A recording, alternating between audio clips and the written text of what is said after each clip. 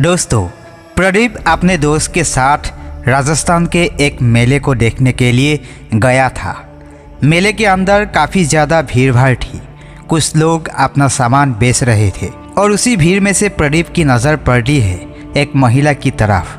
वह महिला अपने कंधे पर बहुत ही भारी थैला लेकर उसके अंदर बहुत सारे खिलौने थे और उन्हें ज़ोर ज़ोर से आवाज़ लगाकर बेच रही थी। जैसे ही प्रदीप उस महिला को देखता है तो वो देखते ही पहचान लेता है। वो उसके पास जाता है और पास जाकर जैसे ही महिला उसे देखती है तो एकदम से रोने लगती है, गिड़गिड़ाने लगती है और कहती है कि प्रदीप, मुझे माफ़ कर दो, मुझसे बहुत बड़ी गलती हो गई। आखिर कौन थी वो महिला और क्या नाता था उसका प्रदीप से? पूरी घटना की सच्चाई जानने के लिए वीडियो को अंत तक ज़रूर देखिए। आज की ये घटना उत्तर प्रदेश की एक छोटे से गांव की। वहाँ पर एक प्रदीप नाम का लड़का है जो कि फौज में लगा हुआ है। प्रदीप की नई नई शादी हुई है। उसकी पत्नी का नाम नीलम है। दोनों उस घर के अंदर हंसी खुशी रहा करते हैं। खुशियों का माहौल है क्योंकि शादी को अभी 10-12 दिन ही हुए थे। अब धीरे धीरे शादी के 1 महीने बीत जाता है और 1 महीने बाद प्रदीप की छुट्टियों का टाइम ख़त्म हो जाता है। प्रदीप अपनी ड्यूटी पर चला जाता है। इधर जो नीलम है वो उस घर के अंदर अकेली रह जाती है। दोस्तों, जो नीलम है वो थोड़ी चंचल स्वभाव की लड़की है। वो शादी से पहले भी कुछ लड़कों के साथ अभी प्रेम प्रसंगों में बनी रहती थी। अब जैसे ही प्रदीप अपनी ड्यूटी पर जाता है तो नीलम अकेली रह जाती है और नीलम को तन्हाइयाँ काटने लगती है। घर के अंदर बुरे माँ बाप रहा करते थे और नीलम रहा करती थी।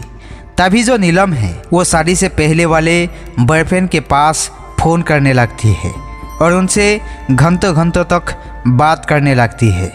और अक्सर कहा जाता है जब कोई ऐसी बात होती है तो उसका सभी को पता चल जाता है। तो जो बुरे माँ बाप थे वो इस बात पर गौर करते हैं कि उनके बेटे की बहू घंटों घंटों तक फ़ोन पर बातें किया करती और इस तरह से बातें करती है कि जैसे ये किसी और से बातें कर रही है। तो उनको पता चल जाता है, कहीं ना कहीं कर उन्हें शक हो जाता है कि यह जो बेटे की बहू है यह किसी और से बातें कर रही है। क्योंकि अक्सर जब वो लोग आया करते थे नीलम फ़ोन पर बात करती रहा करती थी तो एकदम से वो फ़ोन को नीचे रख दिया करती। अब वो अपने बेटे के पास फ़ोन करते हैं और उससे कहते हैं कि बेटा, क्यों तू अपनी पत्नी से इतनी देर तक बात करता है? दिन में 4-5 घंटे। हमें तो लगता था कि तेरे पास इतना टाइम नहीं है, लेकिन तेरे पास इतना टाइम है। लेकिन बेटा कहता है कि पिताजी, मेरे पास इतना टाइम नहीं है, मुझे फौज की ड्यूटी करनी होती है और ड्यूटी के समय फ़ोन अपने साथ नहीं ले जा सकता। तभी उसके पिता उसे पूरी बात बताते हैं। कहते हैं कि तुम्हारी पत्नी घंटों घंटों तक किसी से फ़ोन पर बात करती है और बातें करने का तरीका कुछ अलग सा है। माँ बाप से तो इस तरह बातें नहीं की जाती। और तभी दोस्तों, ये बात नीलम को भी पता चल जाती है कि उसके सास ससुर ने उसके पति से उसकी शिकायत कर दी है।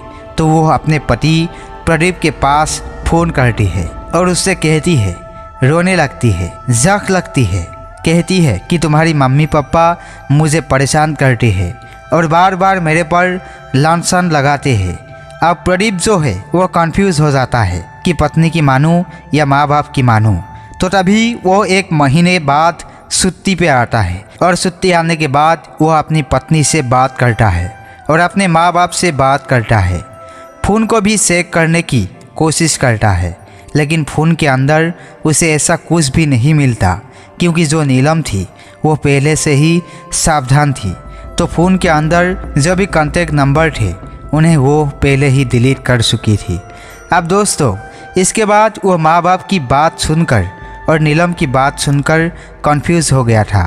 तभी वो एक फैसला लेता है। वो अपने माँ बाप से कहता है कि माँ बाबूजी, अगर आप लोग कहो तो मैं इसे अपने साथ ले जाऊं। इस बात को सुनकर जो उसके माँ बाप है वो भी एग्री हो जाते हैं। वो कहते हैं कि बेटा, यह तो बड़ी अच्छी बात है, यह ऐसे भी इधर उधर बात करती है तो हमें बहुत बुरा लगता है। तो ऐसा कर, इसे अपने साथ ले जा और वहाँ पर यह किसी से बात नहीं करेगी। ऐसा सोचकर प्रदीप नीलम को अपने साथ ले जाता है।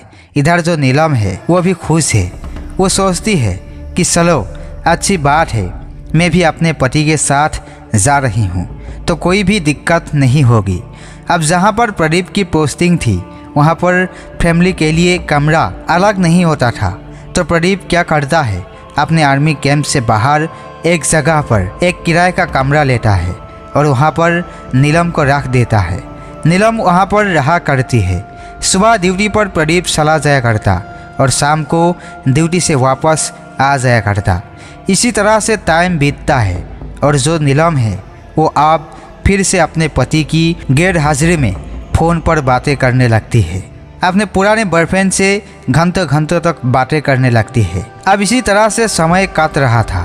तभी एक दिन प्रदीप के घर का नल खराब हो जाता है।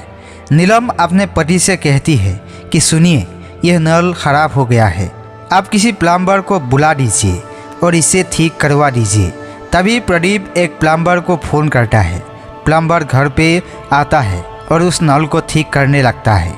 जैसे ही नीलम उस प्लम्बर को देखती है तो वो एकदम देखते ही उस पर फिदा हो जाती है, क्योंकि प्लम्बर देखने में काफ़ी ज़्यादा खूबसूरत था। तो नीलम देखते ही उस पर एकदम से फिदा हो जाती है। वो सोचती है कि किसी तरह से भी इससे बात हो जाए। अब इसके बाद प्लम्बर उस नल को ठीक करके चला जाता है। इधर प्रदीप अपनी ड्यूटी पर चला जाता है और नीलम अपनी बॉयफ्रेंड के साथ बात करने में व्यस्त हो जाती है। अब 2-3 दिन हो जाते हैं और 2-3 दिन तक नीलम को वही प्लम्बर बार बार दिखाई देता। उसी के सपने आते हैं और उसको ऐसा लगता कि इस प्लम्बर से किसी न किसी तरह से बात होनी चाहिए। अब एक दिन सुबह सुबह उसका पति ड्यूटी पर चला जाता है। तभी नीलम अपने हाथ में एक पत्थर लेती है और पत्थर लेकर अपने बाथरूम वाले नल को ख़राब कर देती है। जैसे नल ख़राब होता है तो वो अपने पति के पास फ़ोन करती है और कहती है कि सुनिए जी, यह नल फिर से ख़राब हो गया है, आप एक बार फिर से प्लम्बर को बुला दीजिए, वो इसे ठीक कर जाएगा। इसके बाद उसका पति प्लम्बर के पास फ़ोन कर देता है और प्लम्बर वहाँ पर आ जाता है। अब नीलम उसे घूर घूर कर देख रही थी। घर में कोई भी नहीं था। इधर जो प्लम्बर था उसे भी पता चल जाता है कि यह मुझे घूर घूर कर देख रही है, लेकिन यहाँ पर वो उससे कुछ भी नहीं कहता है। अब इसी तरह से नीलम 2-3 बार और उस नल को ख़राब कर देती है और प्लम्बर बार बार घर के अंदर आता है। तो नीलम उसका नंबर ले लेती है और दोनों की बातें शुरू हो जाती है। बातें शुरू हो गई थी और बातें धीरे धीरे प्यार में बन जाती है। अब अक्सर जब प्रदीप फ़ोन किया करता तो उसकी पत्नी नीलम का फ़ोन बिजी आया करता और इस बात से प्रदीप को भी थोड़ा सा शक हो जाता है। और अब इस शक के चलते प्रदीप अपनी पत्नी से लड़ाई करने लगता है। वो उससे कहता है कि जब भी मैं तेरे पास फ़ोन करता हूँ तेरा फ़ोन बिजी आता है, मुझे अपने फ़ोन को दिखा, मैं देखना चाहता हूँ। लेकिन नीलम बताती है कि मैं अपनी सहेली से बात कर रही थी और उसी वजह से मेरा फ़ोन बिजी था। वो अपने फ़ोन को नहीं दिखाती है।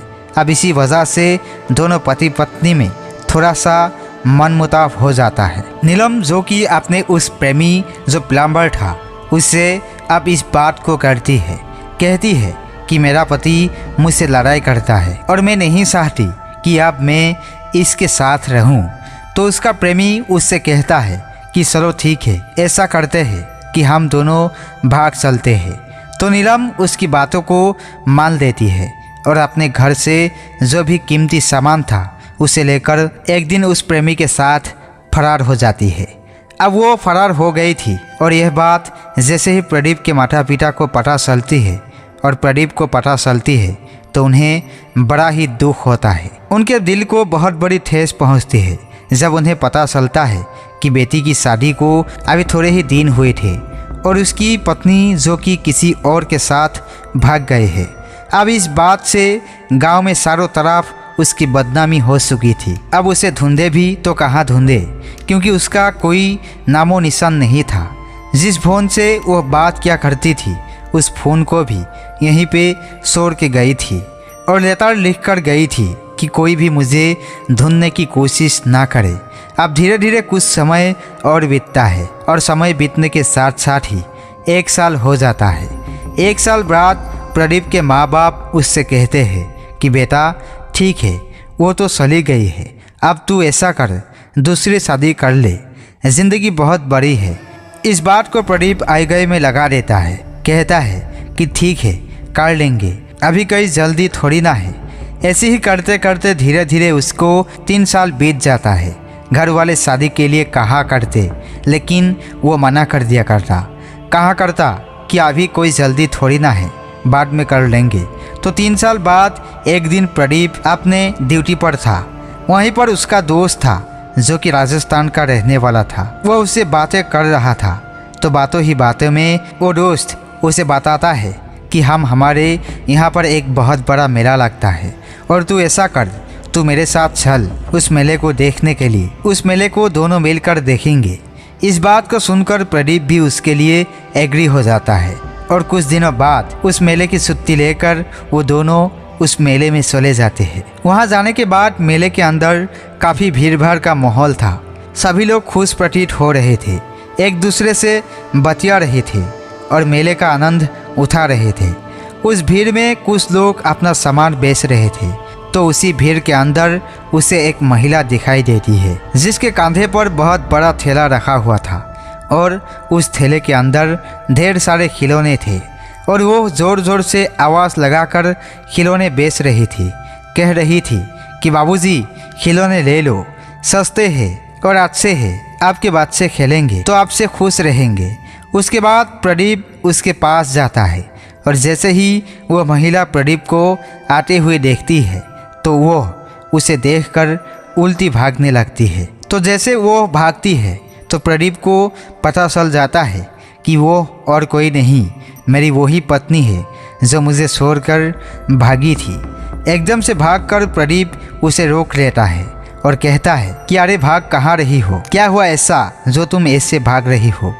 उसके बाद जो नीलम थी वो फूट फूट कर रोने लगती है। उसकी आंखों में पश्चाताप की आंसू थे और वो ज़ोर ज़ोर से रोकर प्रदीप से माफ़ी मांगने लगती है। प्रदीप कहता है कि अरे पहले तो चुप हो और ये बताओ तुम्हारी ऐसी हालत कैसे हुई, क्योंकि नीलम की फ़िलहाल हालत बहुत ही ज़्यादा ख़राब थी।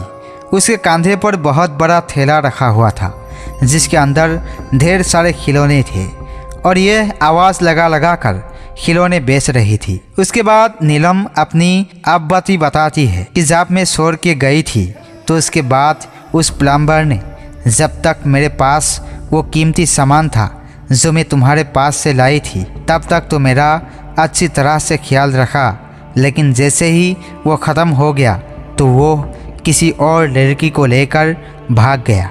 अब उसके बाद मैं अकेली रह गई और मेरे पास ना तो पैसे थी और ना ही मैं तुम्हारे पास वापस आ सकती थी और ना ही अपने घर वालों के पास जा सकती थी।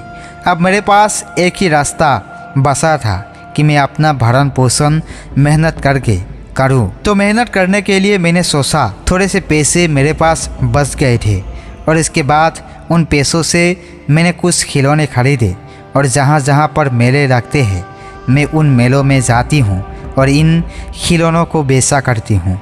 इस बात को प्रदीप सुनकर पहले तो हैरान सा होता है, लेकिन अंदर ही अंदर उसे खुशी मिलती है कि जैसे को तैसा तो मिल ही गया है, यह तो बड़ा अच्छा हुआ। अब इसके बाद प्रदीप कहता है कि चलो ठीक है, तुम्हारे लिए यही अच्छा है, तुम अच्छी तरह से खिलौने बेचो और अपना भरण पोषण अच्छी तरह से करो। ऐसा कहकर वो वहाँ से चलने ही वाला था, लेकिन जो नीलम थी वो उसके पैरों में पड़ जाती है, गिड़गिड़ा नहीं लगती है और माफ़ी मांगती है। कहती है कि प्रदीप मुझसे बहुत बड़ी गलती हो गई। इधर जो प्रदीप का दोस्त था वो भी कहता है कि अरे यार कोई बात नहीं, भाभी से गलती हो गई, इसे माफ़ कर दे। लेकिन प्रदीप एकदम तेज़ आवाज़ के साथ अपने दोस्त से कहता है कि तुझे क्या पता हमें कितनी बातें सुनने को मिली थी जब ये घर से भाग गई थी।